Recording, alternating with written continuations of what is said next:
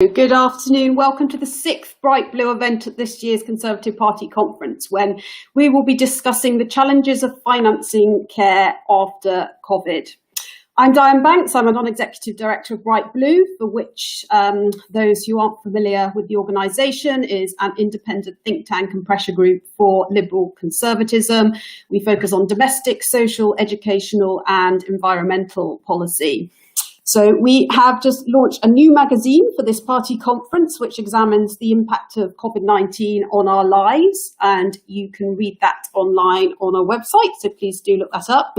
And we will be having a major relaunch this autumn under our new chair, Sarah Sands. It'll be a great programme of events and new policy areas, etc., etc. So do stay in touch with us. Meanwhile, this afternoon's panel is held in partnership with MHA, and MHA are the UK's largest charity care provider. They have over 75 years' experience in care homes, schemes and community services across the UK, so they're going to be very well placed to add to the debate today. So a little bit of housekeeping. Feel free to tweet. In fact, we would love you to tweet using the hashtags hashtag Bright Blue and hashtag CPC2020. And our handles are at We Are Bright Blue and at Your MHA. Okay, so we have 5 panelists joining us today, and I'm just going to do a little introduction to all of them. So, first of all, the Right Honourable Damian Green MP is the former First Secretary of State Minister to the Cabinet Office. He is the Conservative MP for Ashford, and he's been an MP since 1997. Sam Moynihan is the Chief Executive of MHA. Previously, he was appointed as Executive Director, UK Children's Services at Barnardo's. Anna Dixon is the Chief Executive of the Centre for Ageing Better. Previously, she was Director of Strategy and Chief Analyst at the Department of Health and Social Care. And she just has a book out, just came out in June, The Age of Ageing Better. David Halpern is the Director of Behavioural Insights Team, otherwise known as the Nudge Unit. Prior to this, he was the first research director of the Institute for Government, and between 2001 and 2007, he was, of course, chief analyst at the Prime Minister's Strategy Unit, and he has several books out over the years, as you probably know.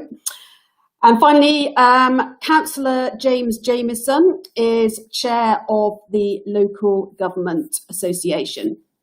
So today, each of our panelists are going to speak for 5 minutes, and then we'll have about half an hour for questions, which you can submit via Slido.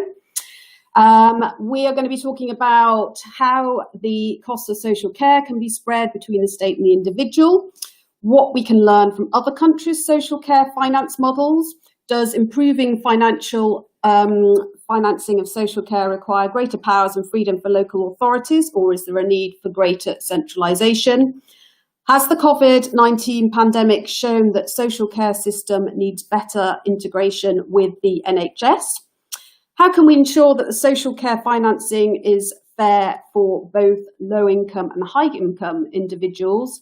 And will the government's attempts at finding a cross-party solution for the future of financing social care be successful?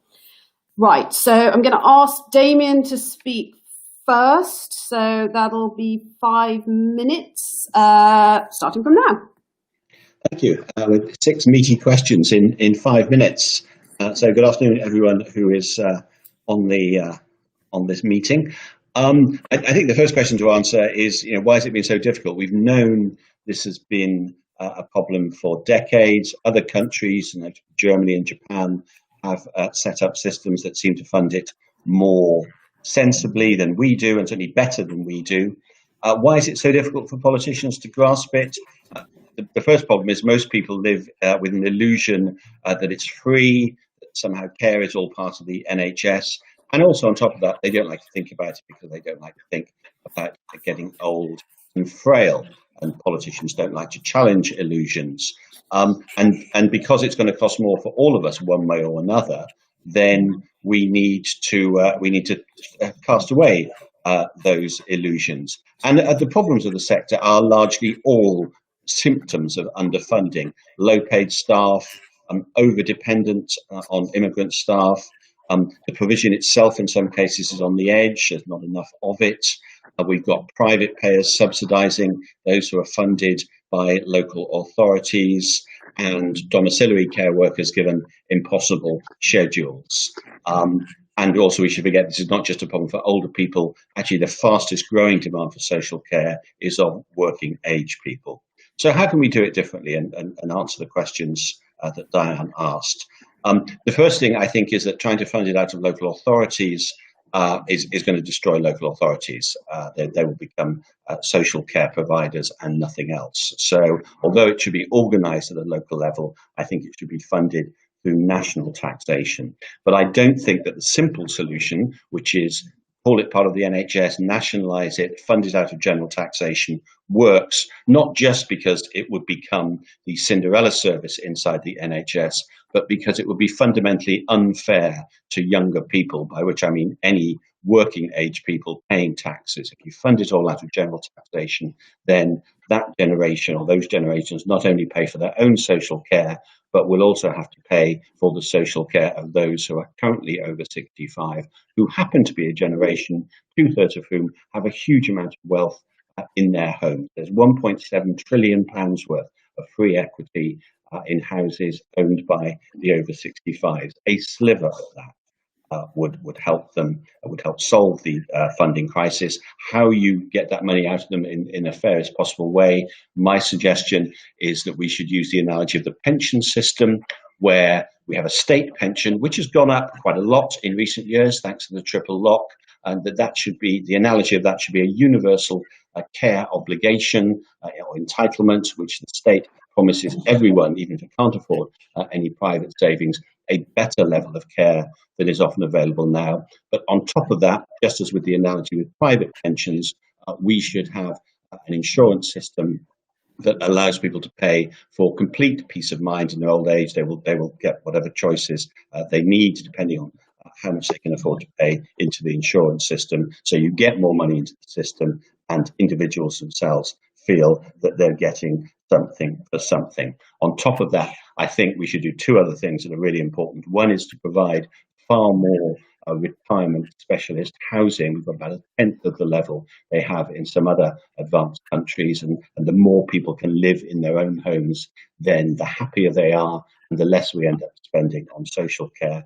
And secondly, within the NHS itself, we need to have a much greater concentration on public health rather than simply curing. If we increase the public health budget consistently, then far more people would be able to live in their own homes for longer, would not be as frail, and would therefore not require as much social care. But we need to do all of that, and we need to do as much as possible quickly, because every year we delay, this problem gets more difficult to solve, gets more expensive to solve, and perhaps most importantly, leaves more people leading fairly miserable lives. So it is really urgent. Thank you, Damien. And listeners, hopefully COVID will accelerate the discussion. Sam. Thank you, Diane, and thank you, Damien. Couldn't agree more. And thank you also to David, Anna and James for joining the Fringe meeting today. As Diane introduced, I'm the CEO of MHA, and we've got 90 care homes across the country, 70 retirement living settings, and over 60 community-based schemes supporting people, particularly to address issues of loneliness and isolation. And I'm going to talk really for my 5 minutes very much from the experience of the front line. We had a Fringe back in Manchester a year ago, where I was advocating for a bold settlement for adult social care, particularly for the care of the elderly. And I'm back again this year. And the issues are the same, very much as outlined by Damien, but the timing could not be more imperative and critical in terms of what we're doing. We are facing into a second wave of COVID, and the first wave has been so utterly devastating. There has been a considerable and huge loss of life during the early part of the pandemic, but also what it has exposed is the lack of coherence, the lack of real understanding of what social care is about, and about the lack of investment as well. What the pandemic has also shown, though, is it's really shone a spotlight on the quality and caliber of the people who are working in the sector. Words traded around in previous times about this is a low-skilled sector have been shown to be utterly shameful in terms of what these people have been. And if we were outside clapping and applauding our carers during the course of the pandemic, well, now is a time when that needs to be put into action. And my first point really is in relation to that workforce. Adult social care, elderly social care doesn't happen without the army of carers. In MHA alone, we have 7,000 carers and 4,000 volunteers. These people provide extensive personal care and support, and they live with their residents. They take care of them on a day-to-day basis. And we do not remunerate them, and we do not provide a workforce strategy that properly recognises their need. So we need better training, better accreditation. We need a proper remuneration strategy. MHA are proud to pay our workforce the real living wage. We're one of the few organisations that do. However, it's not enough for what these people are doing, and that is one of the most considerable components of cost when it comes to talking about the cost of care. The other elements that we need to see in terms of the changes are proper investment in relation to the sector. Investment so that we can maintain quality, sustainability, and also continue to develop innovative practice. And it's not only in the care sector, but also in terms of retirement living, as Damien said, and into our community services, because we've got a more robust infrastructure out in those less dependent services, then you are able to better meet the need across the whole piece. And I think the final thing to say is that what we really need is a shift in understanding around our elderly in this country. I watched a really interesting programme on Harold Shipman. Some of you may have seen it this week in terms of an analysis of what happened in terms of the number of people who he killed. And one of the findings at the end was actually part of the reason he got away with it was because it was older people, and older people have a tendency to become invisible and their needs not to be seen in the same way. And the same thing has happened really, I think, with COVID. It has, in a sense, finally brought to light the extent of the issues around social care. But this is a whole population. And our motto in MHA is live later life well. That's what we want to see happen, and that's why we need the investment. So thank you for everybody who has been tuning into this Fringe meeting, and please help us take this agenda forward. Thank you very much indeed. Thank you, Sam. Some important points around the workforce in the care sector there, which I'm sure we'll pick up on later. Now I can move to Anna. Hi, thanks very much. As was said, I'm Anna Dixon, Chief Executive of the Centre for Ageing Better. We are a charity with a very positive vision that we want to create a society in which everyone enjoys later life. And we do that by trying to influence policy and practice using evidence. And I've had the pleasure of leading the organisation for the past 5 years and have brought a lot of that evidence together in this book that I've written, The Age of Ageing Better. And in it I have a chapter on who cares. And I suppose it's a question, who does care? So at the moment it feels like politicians don't care enough about social care.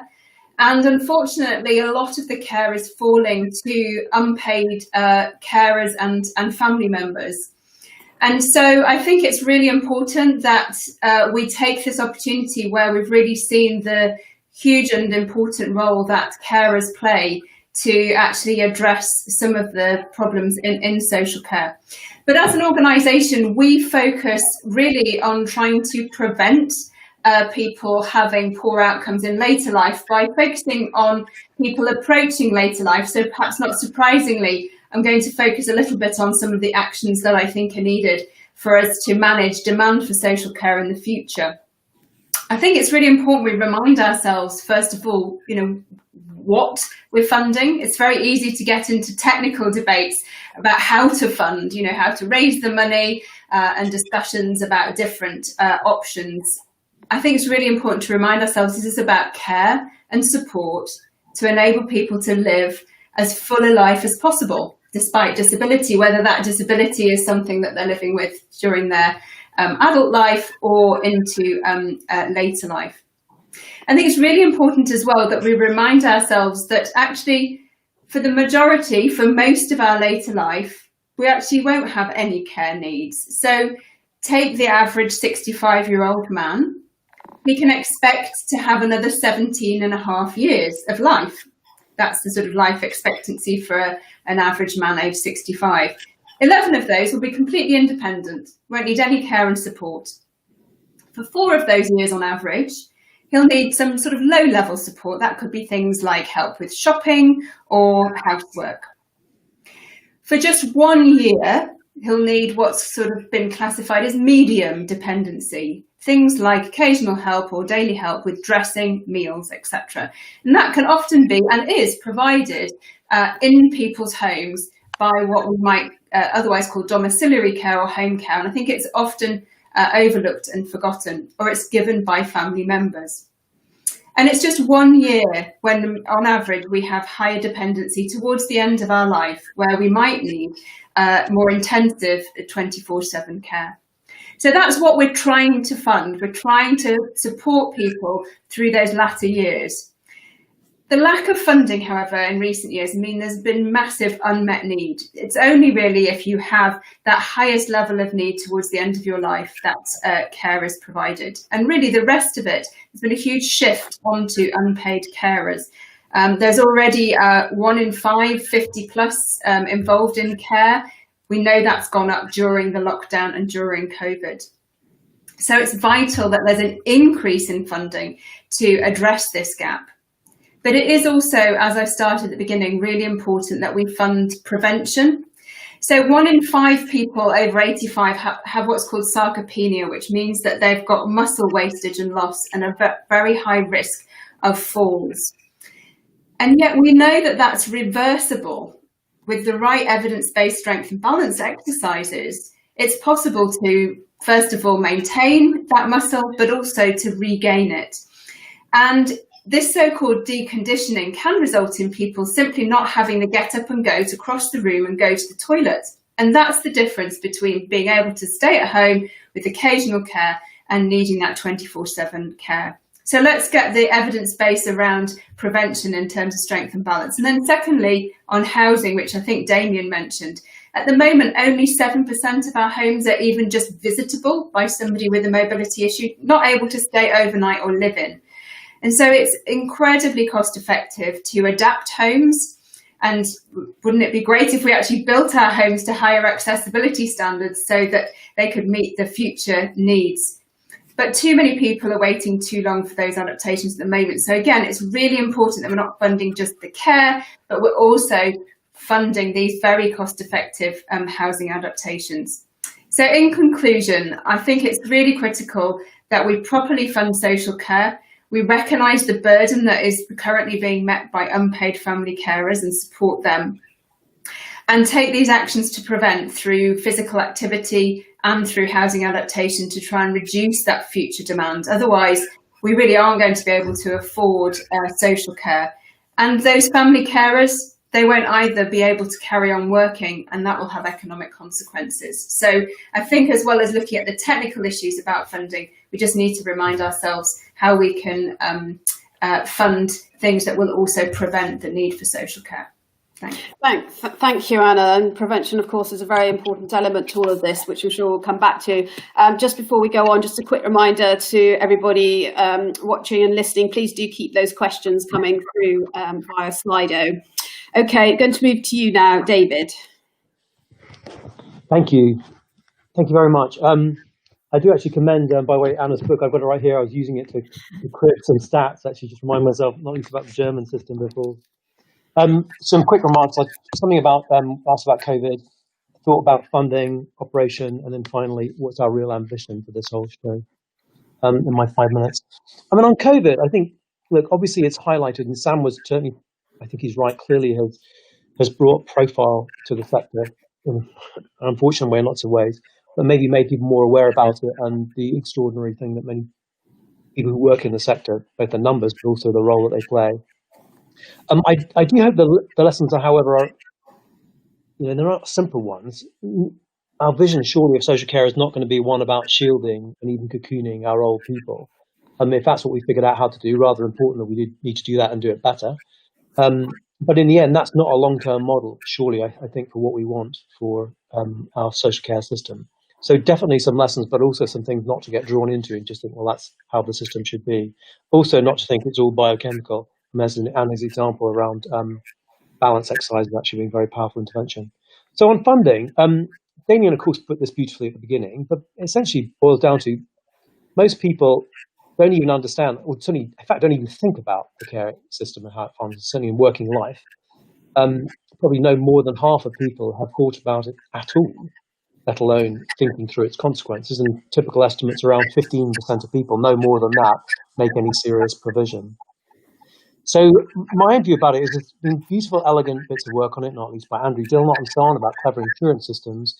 As a behavioural psychologist, I'm very sceptical about this because, as Damien laid out at the beginning, people actually aren't very attracted to the idea for the most part about thinking about, for example, as how Anna just put it out beautifully, about a kind of life expectancy, but also on that, remember, it will vary quite a lot in the different sort of stages. Most of us are going to assume that we're going to kind of carry on living forever and certainly be super fit and healthy. The idea, what do you mean I'm not going to live forever? It's not a very appealing psychological prospect, let alone the idea that you might want to insure against it. I think most of us are going to carry on. We'd rather just go on a state of denial, frankly. And that's about being human. And we can sort of try and wish that away. So essentially it takes you to most funding systems. You can see why most countries end up either with some mandatory insurance system or essentially some state pooling of the risk, which makes a lot of sense. I mean, the state is there to try and take on brute life risks. The final technical issue, I think, is that when you have a risk, which is potentially brute luck in terms of some of the variability, it's an average a year, but of course we know there's quite a bit of variability around that. You're playing certain kind of Russian roulette, which may be predictable, may become predictable, and actually it makes it quite hard for an insurance system to handle it. So I do think we have to do something pretty bold in it. I also think there's room to offer some reform around pensions, which gives you peace of mind around social care too. On operation, at least briefly, we haven't talked so much about it. I think there are a lot of nuts and bolts issues in the system which we surely want to get sorted out. But when people do need social care, I should say we did some work for the CMA on it, the Markets Authority. It's really hard to find out what's available, at what price. Try and search. You might have to go to homes in person. Do they even have availability? It's very hard to trawl through this. And that's particularly problematic if the only thing you can easily see is price. And even that, frankly, you can't see very easily. So it's what we have to call a shrouded market problem. You can't see the important variable, in particular the quality of care. And it seems to me this is something we ought to try and fix quite fast, not least for the sector itself, but the last thing it wants to be competing on is on the basis of price alone. So my own view is we should do a much better job of helping to collate, in fact, local authorities can play a big role in this, really good information, essentially versions of friends and family tests, where you can see good measures of quality. So you can get competition on the basis of quality, not just price, in a reliable way. Another small detail going to kind of the research side is that at the moment, I think I'm right, in the Digital Economy Act 2017 still ruled out the use of any kind of data from health and social care in order to collate and use information to try and do what Anna does better, which is to figure out what works and what marginal gain. So that's another issue we should try and get on and fix pretty fast if we can. The last thing, though, let me just is what do we really want for this? A bigger question is clearly about more than funding, and what's our vision? So Camilla Cavendish, I think, has written beautifully about other kinds of systems. Anna talks about some of those too. And I feel like we should be able to not just crack the funding issue, but think deeply about how do we want society to be. There's some beautiful schemes, in my view, across the world, which actually kind of draw on the capabilities of older people much better. I love the Japanese Furukipu, the care tickets, where people are able to essentially care for others, or indeed for other elderly. If your mother's too far away to care for, but you can care for someone else who's elderly, and you get these kind of credits. It's actually not volunteering, it's reciprocity. It's a really lovely thing to do to try and catalyze that ability to help each other, I think. And so I think there's lots of schemes like that. There's a beautiful scheme in Baltimore where older people go in cohorts of schools and they actually feed young people. So there's lots of these things. I would just say, I think our ambition should not only be a well and adequately funded system, but also it does raise more deep questions about how do we want our society to kind of operate. So a great topic, and I'm glad we're talking about it today. Okay, thank you very much, David. And now I'm going to move to James. Thank you, and some really good insights there. And I think it does come down fundamentally to two issues. One is money. How do you fund it? But actually, have we got the right model? And I think several comments by Damien, David, and Anna that maybe we don't have the right model anyway. But if I come on first, I'm very pleased to represent local government because we do fund and we are involved very heavily in social care. And I think this COVID epidemic has just demonstrated how important and how vital it is and the role of carers in keeping some of the most vulnerable alive. And people have begun to appreciate them. And I think one of the biggest issues that we have is I don't think social care is appreciated enough by the public. And one of the things we would ask for is parity with the NHS from a public sector perspective, that people think of social care in the same light when it comes to funding and process as they think of the NHS. And in that way, we may actually get more money on social care and we may do more prevention, which means fewer people will end up in hospitals. And I think that's important because this crisis has exacerbated the pressure on local government funding social care. If you go back a decade or two, and around 50% of local government funding was spent on adult and children's social care. It's now 70%. That is very significant. We cannot afford local government to just become an arm of social care because we need to do so much more, and we won't do our role in terms of our communities and prevention. So I do think we need funding, and we need funding that is linked to need, not to business rates or council tax. And Damien has done some very good work looking at various insurance-backed schemes, a minimum income level. You mentioned taking out of property. I think there's many models, but we need politically to accept that funding needs to happen, and then we need to accept that it needs to be cross-party, and we cannot afford for any party then to use it for political purposes. We all know Theresa May's election when the death tax was mentioned. That killed the idea of trying to find sustainable funding because it was too difficult. And if we could have a bit of neutrality amongst political parties to just say, we know this needs to be done, and it will inevitably require some compromises and some decisions that the public may find difficult because, as has been said, nobody wants to face the reality that they may have to pay for their old age. So I think that's really important. I think the recognition of the care sector is really important, and the recognition of the level of funding. It is underfunded now, and it's only going to get worse because as we all get older, the demands will be greater. And if we're going to do, as Anna said, pay our care workers appropriately, that will exacerbate the funding. We're trying to do it on the cheap, and we can't. But I also think we need to change the way that we do it. We do need integration with the NHS, but it needs to be led by local government and by communities, not by the NHS. If it's led by the NHS, which has a health focus and a hospital focus, it doesn't have a care and prevention focus. But we need that integration. We need to spend more money on prevention. As Anna was talking about, the idea of deconditioning, tremendous things that you can do by improving people's health, using occupational therapists, getting people to have better diet. I think one of the other big issues is loneliness. How do we avoid loneliness? And actually, there's a lot of lonely old people. So how do we create networks when they can help each other? And that's actually about housing, and it's about communities. How do we create communities? And it's not just about having accessible housing. It's about having the right mix of housing in the right places. And I know locally we've been building some extra care facilities and some care facilities. And a quantum change in the life of people who've done that. And I'll give the example of Jim, who moved into one of our facilities at 90. And he had 2 birthday cards on his 90th birthday from his 2 sons. On his 91st, he had 48 birthday cards.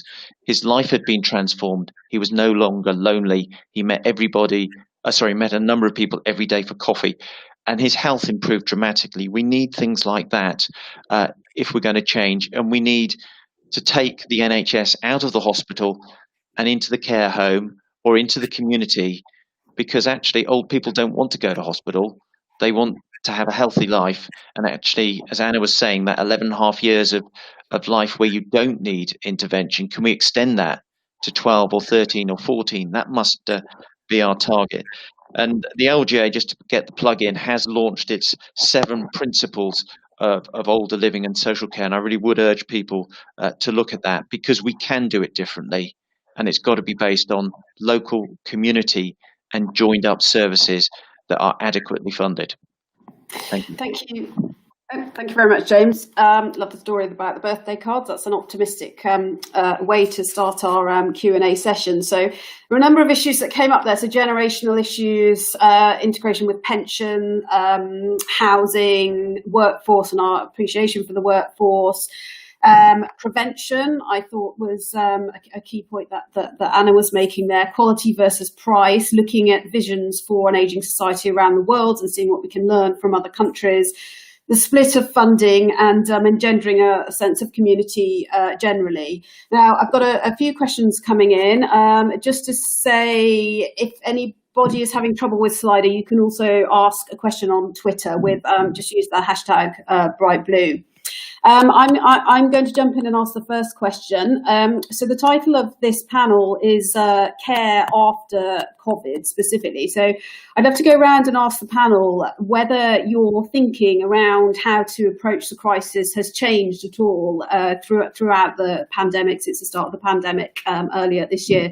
And I'm going to start with Anna. Thanks very much, Diane. So I think, it's been said, a lot of this was invisible to everyone apart from those that had loved ones who were needing care, where they were more than acutely aware of the difficulties of getting access and support. But for many people, this was invisible. And I think what COVID has really shown is that invisibility and that lack of recognition of both care being delivered in care homes, but also the acuity of people who were being cared for in their own homes, meant that the action was far too little too late in terms of protecting people and a lot of the preparation that went in and rapid response to the NHS just wasn't followed through with care. And it's a pity when the title of the Department of Health changed to Department of Health and Social Care. It was thought that really would give it its parity, and it hasn't. But that visibility now, I think we can't go back to a denial, and we must use this as an opportunity to take action. So I think that is really the opportunity post-COVID. And I suppose the other thing that has changed is that the sort of lower level community support. So there's been huge mobilisation. Some of the communities that we're in touch with across the UK network of age-friendly communities, over 40 local authorities and members, covering some 21 million people across the UK. They've done an amazing job. Local authorities working with the voluntary sector, working with local neighbourhood groups to really mobilise and make sure that everybody has that basic level of support that they really needed during lockdown for medicines, for food. And so we really hope that some of that cooperation, some of that shared data, some of the identification of people in need that were just not known to services before, and new volunteers coming forward to help, that can also be built on as a positive basis for some more of this sort of asset-based community sort of approach to care and support. Yeah, absolutely. Sam?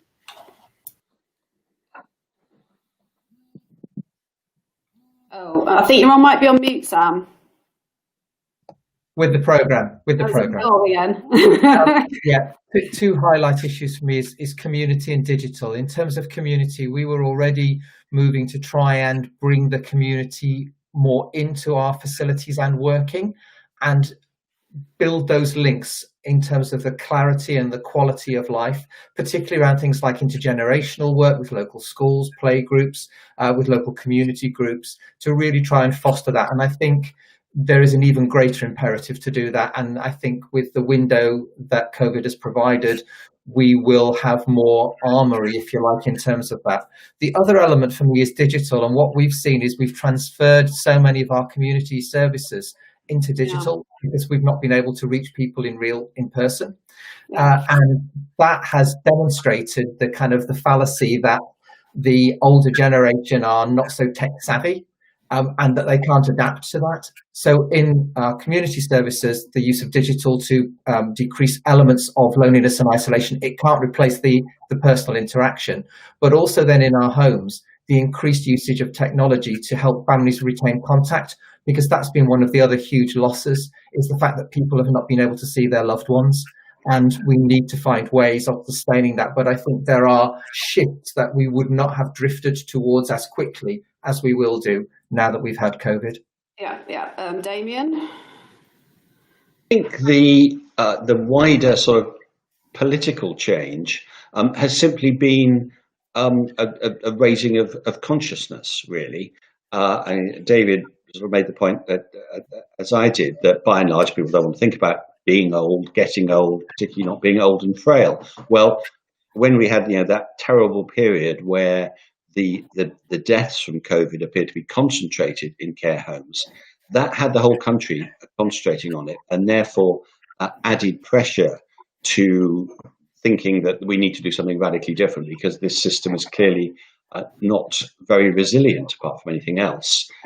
So that's one change. I think the other change, as it were, means that although it's now more accepted that we need radical change, it also just means that radical change is going to take a bit longer. Yeah. We've already had Jim Bethell, Lord Bethell in the House of Lords, saying that the government is not going to come up with a new policy this year, and so I hope we're going to get it early next year. But it's understandable, and to the point Anna made, we now have a Department of Health and Social Care. Well, in the middle of the biggest global pandemic for a century, that's what they're going to concentrate on. So a big, difficult, long-term change like this inevitably has gone back a few months. I think internally, I'd very much take the point Sam makes that, and I think it's not just in social care and health generally, this will massively accelerate the change towards more digital diagnosis, contact, communication, and so on, which is a very good thing, and will actually mean technology is used much more in this sector than it has been in the past. So that will be one positive that comes out of it. Yeah, absolutely. James? Yes, without repeating what everyone else said, definitely technology. I think also it has highlighted the area. I think the quite interesting one is the health service has started to change. GP, you don't need to go to your GP anymore, and that's actually been quite useful for a lot of older people, being able to stay in their homes and getting a digital consultation, or actually, shock horror, having somebody turn up from the health service. So those are good things. But actually, the other thing is it has exacerbated the financial crunch that the sector finds itself in. The costs have gone up with extra PPE and so forth, but actually we've only got temporary one-off funding so far. So there's a really big danger as we come into next year that we could find ourselves in an extreme financial crunch. And that's something that government really needs to take very, very seriously. Even before there is a long-term solution, there is an immediate need for the back end of this year and next year. Thank you. And David, anything on the behavioural side of things?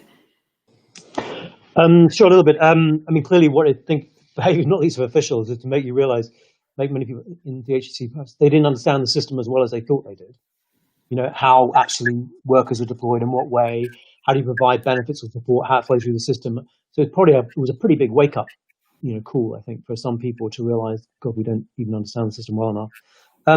The digital is definitely not digital. As James was saying, it's also, I think, that it's a way of getting care in different kinds of ways. If I had to choose one thing, which is maybe behavioural, I don't know, is it behavioural or just even understanding the humanity of it? It's not just the headline numbers, of course, that increase because of COVID, but maybe reminding some people around, the actual humanity, how important it is. Because COVID, that's probably so cruel about it, right? Is it essentially spreads through social networks. It spreads through social contact, and yet social contact is so precious to us always, but particularly later in life. Yeah. So you would see this not only in terms of the primary COVID deaths, but also, as March commented on, patients with dementia, who they just have less social contact and they just sort of give up. There's an old Nordic study which shows if you have a meal once a day with someone else later in life, it gives you an extra 2 years on your life. You're phenomenally social creatures. So if it gives us a jolt, like actually, reality behind it. Maybe we can try and figure out better ways of doing this. Although, as said, ironically, COVID itself has forced those barriers in, but maybe we'll see them, how precious it is essentially to have that social contact. Absolutely. Just a quick reminder, if you're sending questions through Slido, the code is C381. Please also do feel free to send them through via Twitter. Okay, so we've got a lot of questions coming in. The first one I'm going to take is from Eric Donner. Should we increase taxation on baby boomers to fund their social care? And I'm going to ask that one to Damien. Well, I don't think you say increase taxation on baby boomers. Most baby boomers now are pensioners. So if you wanted to say we're going to increase taxes on them, then good luck with winning the election after that. I would say if you're from a political background. But more to the point, I think what you should do, because as I said in my introductory remarks, 2/3 of that generation are actually wealthier than any previous generation. A much wider proportion of them have some wealth because of house price inflation over the past 30 years. So I think rather than tax them, it's much better to set up a system that will encourage them to think, I'm buying an insurance policy. This will give me complete peace of mind in old age if I need it. I'm aware that if I buy this insurance policy, it might be a waste of time. But on the other hand, I buy car insurance every year, hoping it's a waste of money. I buy house insurance every year, hoping it's a waste of money because I don't claim on it. And I think there need to be technical changes. You need a sort of catastrophic stop loss policy so that if your policy becomes really expensive to maintain, if you're one of the relatively small number of people who need hugely expensive care for a number of years, that would have to be covered by the state.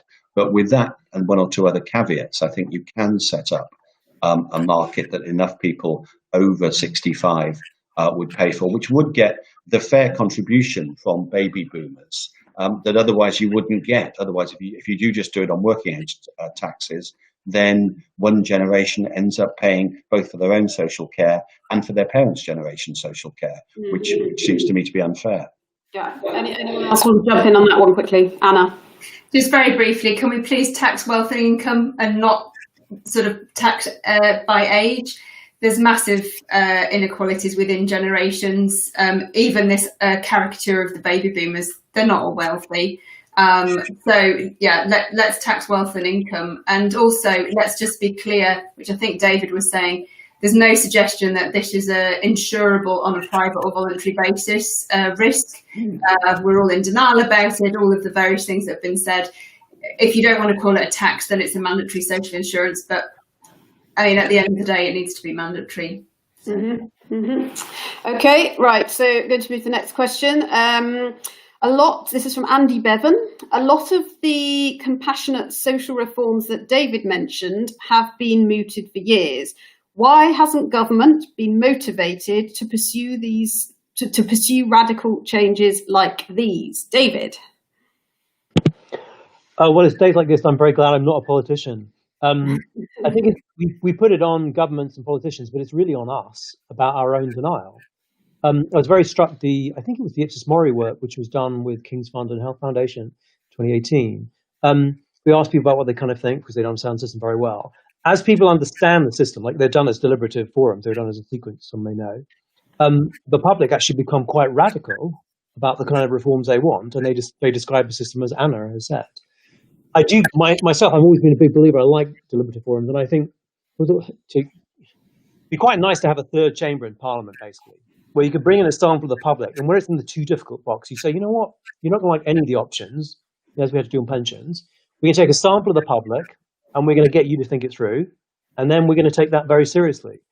Now, whether that's enough to create the space, I mean, Damien is the one who will know much better than me, to give license to government and politicians to do something which we all sort of know we need to do. I don't know. But it seems to me in the end, that's what we've got to do. It's not fair just to say it's politicians. We ourselves aren't prepared to bite the bullet. But, I think when people go through it, they do seem to. So can we do that to scale? Anyone else want to jump in on that? I suppose I'd just like to ask, and this is another one back to you, David, but given your work around behavioural sciences around nudging, how do we shift not only politicians, but then the whole of society in the direction where they sustain this understanding that they've had a glimpse of through COVID in terms of the older generation and the need, therefore, that there is to make provision for those and to structure society in a more equitable and fair way? Well, it's probably not my job to nudge politicians. They're the ones who set the agenda, not people like me. But as I said, I do think there is this issue where we could strengthen our mechanisms which give permission to politicians to go further and faster. That's actually true for lots of public health issues, where the choices which we make collectively are different than the ones which we make individually. And can you catalyze that more strongly? There are more specific mechanisms, a famous one in the literature around, if you see a picture of yourself aged, you're prepared to put much more money into your pension. And particularly there's a beautiful study where as you put more money into the pot, you adjust the dial, your future self looks happier and happier. And there may be ways of identifying with your future self as opposed to seeing them as alien creature. But I said, I think that's kind of a prop or help, but I think there is a way of creating a public license, and that's why I would try and get behind. Okay. Mm-hmm. I mean, okay. I do think, Diana, that if you talk to most politicians who study this and most experts who study this, there isn't a huge disagreement on what the solution is. There'll be subtle variations. The problem we all face is how do we make it popular with the public? Yeah. Because if it was popular with the public, the politicians would do it tomorrow. Yeah. But these are difficult decisions. They involve reducing the amount of money someone has today for sometime in the future when everyone is hoping that they will not need it anyway. And it's not an insignificant sum of money that you will do, but that's essentially what we need to do. And whether it's compulsory insurance or tax, or you have higher death duties or whatever, the mechanism is not the difficult bit. The difficult bit is getting the public to think it's a good idea. Absolutely, and that leads in very nicely to the next question, which is anonymous. What time frame do you think is needed to move funding away from local authorities to avoid burdens on the current working age population? That's something you've spoken about, James, so I'm going to go back to you on that one. I'd be careful of this. I think local authorities are probably the best place to deliver the service. So actually the funding should come to local authorities. It's the tax raising bit that I think, or the fundraising that needs to come from a different source, and whether it's an insurance scheme or, as I said, some variation on tax. I also think actually some of the money that goes to the NHS should come to local authorities, because then we'd invest it in prevention and overall the cost would be less. Mm-hmm. Anyone else want to jump in on that? Yeah, I'd rather agree with that. I think that the closer to the local level you can actually organise the service, the better.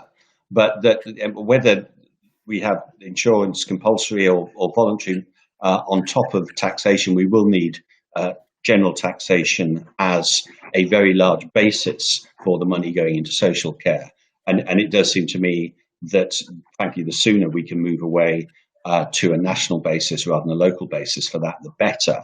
And because we already have done, in that the council tax that councils are charging for the past 3-4 years has had to be topped up by direct funding from the Treasury. I think we should just get honest about this and say there will be a sum of money every year that we can argue about, but that just comes out of general taxation. Because if it keeps going out of local taxes, then local government will quietly just become a social care service, as James said. Yeah. Okay, that leads nicely on to a question from Ian Young. Should NHS and care services for the elderly be provided through community hubs? And which organisation should coordinate provision to individuals? I mean, it seems to me that there may be an issue. There's all sorts of wonderful organisations working in this space. Perhaps coordination is an issue. Anna, do you have thoughts on that? Yeah, well, we've been trying lots of different approaches to integrated care for about, I was going to say the last 20 years between the NHS and social care. And with mixed success, certainly some great examples around the country. I think the problem has been universalising this. That's a general experience that most people, and there's so many barriers that get put in the way. Funding is part of it. You have a means test on the social care side. whereas, care is obviously free at the point of need for the NHS. There is, different professional approaches, and a lot of the time we seem to be responding with structural change, and we see that again with the NHS creating some integrated care systems. And I think there's no evidence internationally that those structural changes actually result in coordinated care for the individual. And I think we've got to really put all of our weight behind the personalisation agenda. It was there in the Care Act. It's called different things: north of the border, self-directed support, personal budgets, direct payments. But the idea basically that an individual, it's about what goals are they trying to achieve, what support do they need, and how can we commission or provide that care to meet those needs in the best and joined up way.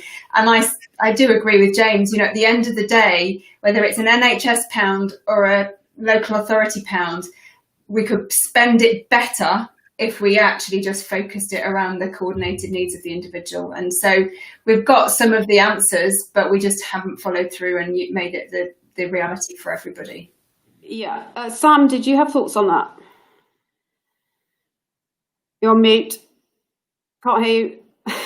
You're on mute. Yeah, one of the things that COVID, I think, really writ large was when you're talking about the NHS, whether it's myth or reality, it seems a more coherent and cohesive setup. When you're talking about social care, it is so diffuse, even within the residential sector, let alone then when you talk about retirement living and around local community support services. I think out of that diffuse nature, you do get quite a lot of creativity. And I suppose what you need to do is try and find some way of that balance of maintaining that creativity with local providers who are joined up and working together and collaborative rather than in competition, but where then the community is benefiting from the mix of resources that are coming in. But there certainly needs to be a far more coordinated and coherent approach to how the funding takes place, because the other thing that this has shown very clearly is that local authorities, public health have responded. We're a national organisation, England, Scotland and Wales. We had very different responses in different areas across the country, which as one organisation trying to work in all those areas was really, really problematic. So there's a huge piece of work to do about bringing greater coherence to all of this. Mm-hmm. James, you wanted to come in? Yes, because I'm very biased to being local for obvious reasons. But ultimately, this is about a person and a community. And the closer you can get decision making to a person and a community, and I would say this is beyond the NHS and local councils. This is also about education, it's about housing, it's about transport, it's about DWP, because we're not talking about how do we look after an 85-year-old. That may be today's concern, but actually it's how do we get a 40-year-old to make sure when they hit 85 in 40 years' time that they're fit and healthy and various other things. And that's about how do they get more exercise? How do they have a job? How do we have communities where you don't get social isolation because we don't design them as dormitory towns? We actually design them as proper communities. So the closer that you can knit all these things together, the better. And, there is no way that from Whitehall you are going to make the right decisions from an individual who may be touched by 5 different Whitehall departments, because it's too remote. It has to be done at a local level. Now, the problem with all of this is you will get, as Sam was just alluding to, a bit of a postcode lottery. You'll get different priorities and different strategies in different areas of the country. But that actually may be appropriate, because smoking may be a huge issue, and I've no idea, I don't wish to cast dispersions in Liverpool, but in another part of the country it may be obesity. So that's where the focus is, and it will be different. And it is about joining up all services, not just the health service, at the local level over a long period of time, because what we want to do is not just invest in 85-year-olds, we want to invest in people from zero to their death, and we want them to have the best life possible, which will also mean that they have the best retired life possible. Mm-hmm. Great, thank you. Right, we've got time for one more question. This is from Anonymous. Do we need to rethink payments for carers, I nursed my wife for a year with her cancer, willingly, of course, but was told any carer's allowance would affect my pension. Damien. It's an eternal one of how do you pay people for doing things they do out of love and would do anyway out of love, and the state can very easily appear very hard-hearted about this. I think the answer is basically sort of continuing to increase pensions. I'm one of those who has defended the triple lock in the past. So I think that's the long-term solution, because once you start paying people for caring for their immediate family members above and beyond what we do now, you can always increase the levels. But I think the system now is as coherent as you're going to get. If you try and do just simply to pay somebody as though they were coming in as an outside carer, then it would obviously be very, very expensive. And therefore what you'd end up doing, I suspect, is not paying enough to people who genuinely need it, and maybe paying too much to others. It will be quite messy.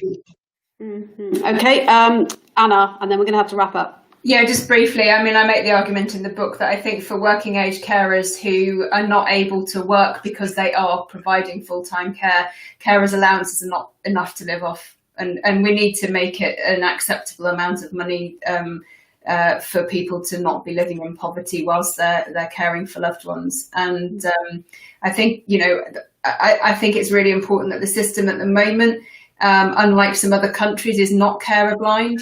So if there is somebody there, even if that person's supposed to be working, the system will basically say, sorry, we're not providing you with any support. And I mean, we see examples of people providing very, very high levels of care that they do not want to. It's not voluntary.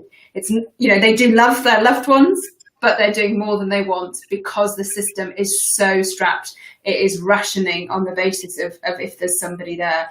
And we've got to get back to a system that is much more generous than that and providing appropriate levels of care. And therefore, it will be optional and voluntary for people to provide care over and above that. Okay, thank you very much. That's all we've got time for today. An important issue that will affect all of us. Lots to go away and think about. So a big virtual round of applause for all of our panel, and a huge thank you to Sam and the MHA for partnering with us on this event. It's just flashed up on the screen. Please do join Bright Blue by going to our website onto the membership page, and look out for the rest of our events that we've got running both at this conference and indeed thereafter. So a big thank you again to everybody who is listening at home, and hope to stay in touch with you all and see you all again soon.